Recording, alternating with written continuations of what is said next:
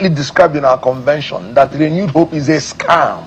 I told Nigeria from the one that this is renewed hopelessness, so that Nigeria may work for, for security. One major important point in our theme of this convention, because without security there is nothing you can do. We are having security challenges all over Nigeria. In Borno State, our armed forces are being killed and massacred. As I talk to you, insecurity is a daily occurrence. So you don't need last week to refer to the data of failure of this government.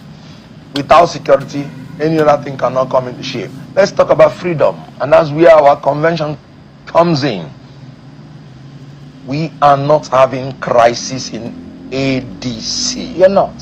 What we have, according to MBA, not me, is legal maneuvering, institutional capture, and misuse of judicial authority to weaken our democratic space.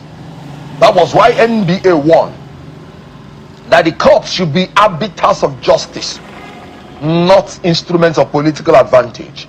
They warned that INEC should be neutral, not participant in political contests. So you are dealing with a system that is skewed against institutional capture by Tinubu and his incompetent and corrupt aides, not by my words. So you're saying that the ADC describe them as kakistocrats. We do not have any crisis whatsoever. Everything is fine in the ADC. Beautiful. What are all these factions about? Mark Aibreshola faction, Nafiu Bala, and then Kachiku and Temito. But there's a new one now. That's the new one. What are all these factions about if everything is fine in the ADC? Thank you for that.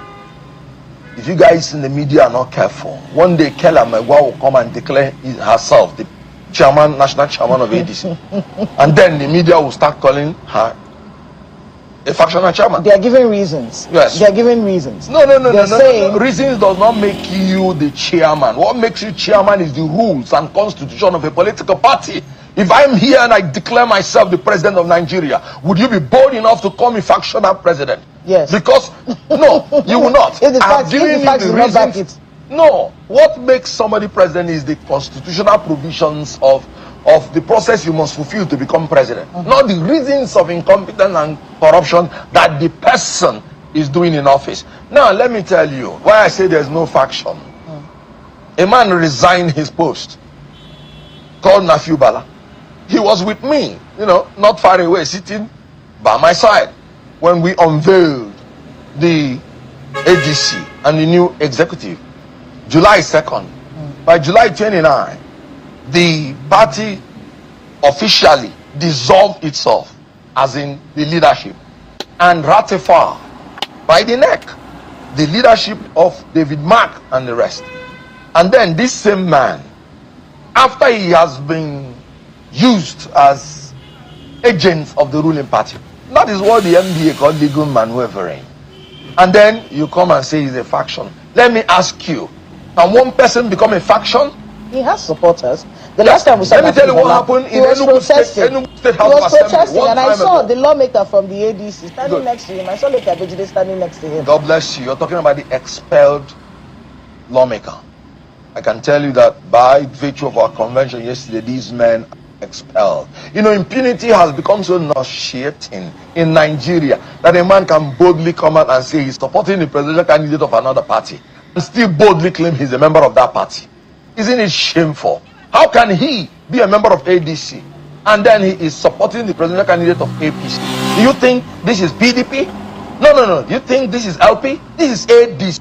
And discipline is our watchword and our foundation. You are found doing any anti-party in ADC, you are gone.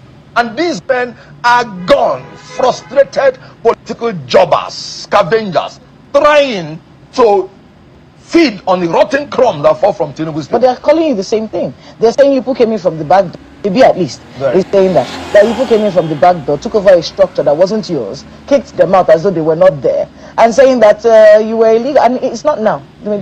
He's not saying it now. He's been saying it since the beginning of this whole situation. You're talking about an unfortunate presidential candidate who continually scored less than 100,000 in presidential contests, that came into a party to the time and he was given the presidential ticket to contest for the presidency of a party. So which door did he? Okay. Yes. But there's also the I fact think that it came there's also from the fact that Atiku has been suspended of this ADC in his state. The troubles in the ADC are much, sir. There is none. And you can quote me That on suspension Yes. from his ward. You don't think it's? I said there is none. ADC has a constitution. A constitution. We are not clowns in ADC. Please, those people are not recognized by ADC. Okay, the ones that are suspended. There was something I told people. When I came here, they were saying we're dead on our. I said no. You cannot abort a child that's already born. We've arrived. But I reminded people, I said, on the day political calculation to acquire power starts in ADC, then you begin to see the elements emerge. Why do you think these people are just coming in? When Kwakwanso, when Atiku Abubakar, when Peter Obi are now in one basket? These are the three persons that divided their votes that would have taken away Tinubu. Why do you think it is now that it's happening? That is legal maneuvering. There's also the fact that your convention yesterday was headed by people who have been delisted by INEC. No, you see, who made INEC? By INEC. No, you see, who made INEC a judge and a king over political parties? And now let me go into the nitty-gritty of the law. And this is the first time I'm going to break down the Court of Appeal judgment for you to see the perfidy that is in the lying Joash. The victory is assured APC. Remember, he denied he it. Said, he said it's not him. That's what he was saying. He said it's not him. Remember that the press statement that he made was first of all released by presidential aides of Tinubu. Let him go and say that's him. But let me break down the Court of Appeal judgment for you to understand what I'm talking about. The Court of Appeal, first and foremost, declined jurisdiction because they said the leave was not sought. In law, anytime a court declines jurisdiction in an issue, it has no power to make any order or judgment that affects the interest of a party. So which order is he talking about? Which judgment? Because there is no judgment by the Court of Appeal. That's why they say return to the trial court. The Court of Appeal, he said they made preservatory orders. Sorry, I am disappointed that a professor of law and a senior advocate should be saying that preservatory orders in law are mere restatement of procedural legal principles, which even without that mention, those orders are to be obeyed. Anytime a case is in court, no party is expected to do anything that will adjust the status quo of any party. And anytime a case is in the court, you are not expected to do anything that will foist a fait accompli on the court. Anytime that a case is in court, you're expected to obey all those things. So the Court of Appeal said maintain status quo.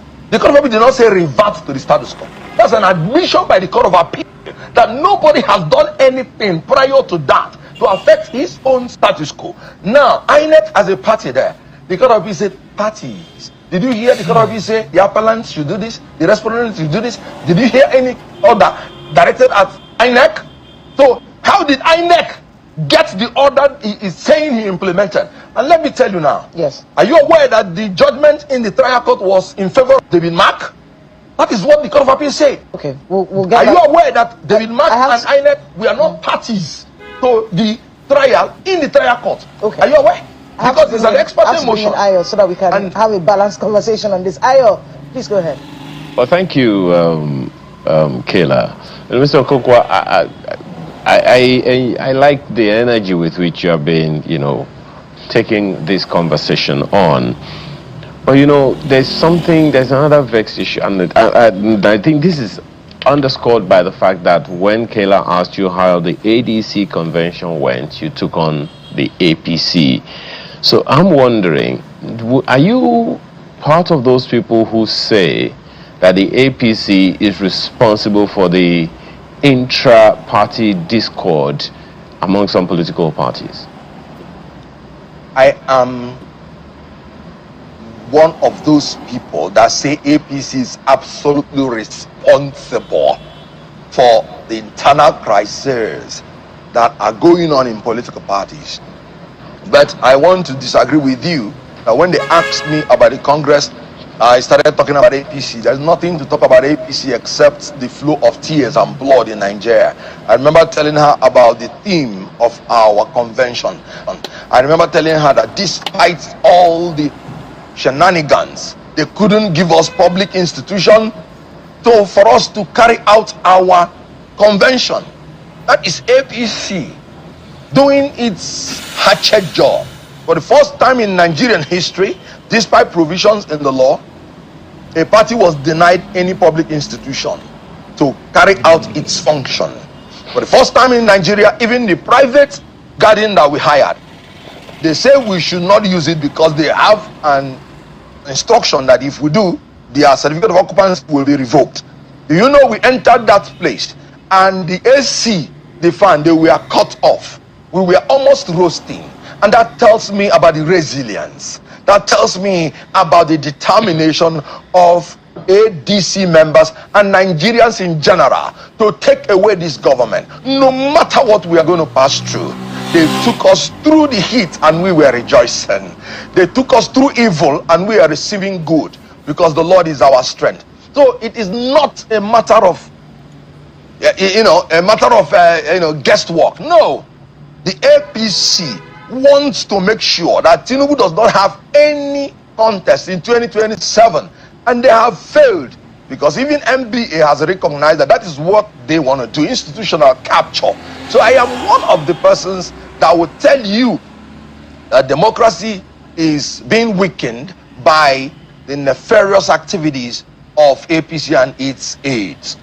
Like I said, I was talking about the Court of Appeal judgment. How does INEC come in to interpret a Court of Appeal judgment that is non-existent? And then, how can INEC interpret it to mean that the status quo of a party will now be adjusted before the judgment of the court? Because what was the status quo of INEC itself that is a party to the suit? The status quo is that INEC on its own voluntarily recognized the leadership of David Mark. They were there in July 29 of the NEC meeting of ADC that dissolved itself and recognized David Mark, and it was on the strength of that they recognized us in their portal. That is the status quo of INEC. How can INEC on its own interpret the Court of Appeal judgment to mean that our leaders will no longer be recognized in its portal, which court said so? Because like I told you, the Court of Appeal declined jurisdiction. So the Court of Appeal couldn't have made any order that affects the status of any party. Which court said so, and which court gave one of the things that I've always found very exciting about the legal profession is that it always depends on the side of the pendulum that you are. It always depends on what angle of a conversation that you are defending. So that's the perspective that I'm taking to the comments that you're making. But back to the question that I asked, Mr. Okonkwo. You have just a second. Right. Because you've been. I'm coming.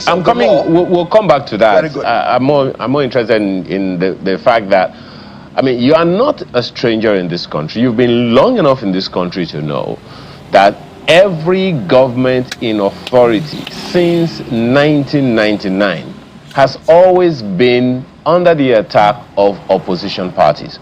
Always been. In fact, I think it was the 2003 or 2007 elections. There was a rumor then that the INEC chairman, Professor Morrissey, was calculatively working against the governorship candidate of Lagos, of the PDP governorship candidate of Lagos at the time, in the person of Mr. Jimmy Agbaje. So much so that people were alluding that it was the INEC chairman that was attacking him and not the state doing anything against him. Now, that's on the one hand. On the other hand, when you say that the APC is the one responsible for the intra-party affairs or discord in political parties, I'm wondering, aren't the people in those political parties old enough to think by themselves or think for themselves? Why would you blame me if there is a discord in your home? How does that make, please help us make it make sense, Mr. Okonkwo. Right. Thank you very much. First of all, what I'm saying is pure restatement of the position of the law. Section 82, subsection 1 and subsection 6 made it clear that once you give notice to 1 day's notice to INEC, your job is done as a political party for your congresses, convention and primaries, and it is only invalidated if the notice is not given. Now, section 83, subsection 5 said no court shall have jurisdiction to entertain any matter that affects the internal affairs of political party. And then he said, in negation, and that is 83.6, in negation of this, if anybody goes against this, no court shall give any ex parte or interlocutory injunction regarding internal affairs. You should shift everything to final judgment. And then he's telling you that any lawyer, any court that does it, then that lawyer will be fined 10 million naira. That political party will be fined 10 million naira. So I want you to understand that the issue of internal affairs of the political party is no longer just based on decided cases. It is now codified. When a ruling party is abusing those institutions, those other arms of government, to intimidate and manipulate the opposition party, that is where they are responsible. Like I said, how can you say that a man who resigned his post voluntarily was a party to all the formation of the new executive, who will now turn back and go to the court? And you're telling me the court that gave no decision, that INEC itself is now being used to destroy the party? Let me give you the timelines. The judgment of the Court of Appeal came out 12th of March 2026. The lawyers to the Nafiu Bala wrote their first letter 16th, and INEC did not look at that letter at all because they know it was useless. They wrote another letter on the 25th, and we got the intel that INEC chairman was told to resign if he does not do it. I was here in this studio to say, tell Nigerians, before INEC did it, this is what is going on. If anything happens, it is APC instructing Amupitan. And you know what? Before the end of that day, Amupitan did exactly what we said he was going to do. So why did he wait? INEC was a party to the suit. Why did he wait from 12th of March if that was his own interpretation of the judgment? Why did he wait 16th, then on the 25th? Why did we not alert Nigerians that look at what Amupitan is planning to do? Because before then, APC has not brought its power to bear on him that he must do this or he will resign. Why did he have to wait? I told you that some of the press releases he's doing, that APC, Tinubu's aides, brought them out to the public even before INEC published it. What other evidence do you want me to give? So it's a different thing that you're having internal crisis. I'll be the first to tell you that if we're having internal crisis, we're having internal crisis. Trust me on that. But it's a different thing that a ruling government is using the apparatus of power, the monopoly of the force that it has, to intimidate and manipulate the opponent, to weaken democracy and destroy democracy before 2027. So that is why I'm telling you that it is APC that is doing it. And if they don't stop this, democracy will die in their hands. Of course, Nigerians cannot survive the second tenure of Tinubu because he's a very incompetent leader. Now, if you say that, you know, you have proof that the INEC chairman did something that he was not supposed to do, and I mean, you are not the first person to say that. Is there any planned legal action against the INEC chairman as a result of that by the ADC? I can tell you that INEC chairman that figuratively is wearing Tinubu's cap, I can tell you he will not come out of this. Paragraph F14 2A of part 1 of the 3rd schedule of the Constitution of the Federal Republic of Nigeria is very clear. Before a person will be a member of the commission, he has to be a person who is non-partisan and who has unquestionable integrity. So the issue here is not whether he has integrity or not. The issue is his integrity questionable? The answer is yes. Even Tinubu is questioning his integrity. Because if a professor of law who claims to be a son will be interpreting the judgment of a court that is non-existent, then he is a man that has questionable integrity. And you imagine a Joash Amupitan telling you that it's a parody account. Who knew Joash Amupitan before he became INEC chairman? And I've never heard of the name. So who will go and build parody accounts in his name to do what with it? One professor that is teaching in the university, what are you doing with it? And he's telling you that it was a parody account, sharing the same telephone number, sharing the same email. That man is a transparent liar. So what I'm trying to tell you is very simple. We are not having any crisis in ADC. Nafi Ubala cannot be a faction. One person cannot be a faction. There are three factions. The other people you name, factions. excuse me, the other people you name, we are all there. There are some state chairmen of the party. We are all there, part of the NEC that dissolved themselves and ratified David Mark's leadership. So your position is that what resolutions were they say they are under Dumebi, Catch or whatever his name. Even the trial court had thrown away his case, dismissed it, ended it. It's important to know that this case is. So what are you talking as in faction? We're waiting for the rulings of the court on this particular matter, and it is very disappointing that every time when it comes to internal crisis of a political party, at some point we have to wait for the courts to interpret. And it ought not to be. We have to now understand what place. Status quo antebellum means in this particular matter. And status quo antebellum is very clear. You've given your explanation of that. But as we wrap up, the resolutions that were reached at the conventions yesterday. The resolution is that those bad eggs are expelled. That was all the convention was about. No. We had the ratification of all our processes. Okay. You know, every decision taken by the NEC has to be ratified by the National Convention. The David Mark, the executive, now of which I am part of, they have now been ratified by the National Convention. Our policies and manifestos ratified by the National Convention. Our amended constitution ratified by the National Convention through popular voice vote and also through voting. So the fact that they've been delisted by INEC doesn't make this an exercise of futility. We have not been delisted. Okay. INEC corruptly and incompetently de-recognized. So the derecognition by INEC doesn't make this an exercise in futility? No. Is INEC a court of law? Okay. There is no court. You know, when people say PDP, when they say Zamfara, when they say Rivers, no. There was an existing court order that says you should not do the primary. There is no existing court order that says you should not do convention and congresses. In your choice, yesterday we had by the Electoral Act 2006, yes, there cannot be, because you cannot make any interim or interlocutory injunction against the internal affairs of yesterday on Politics Today.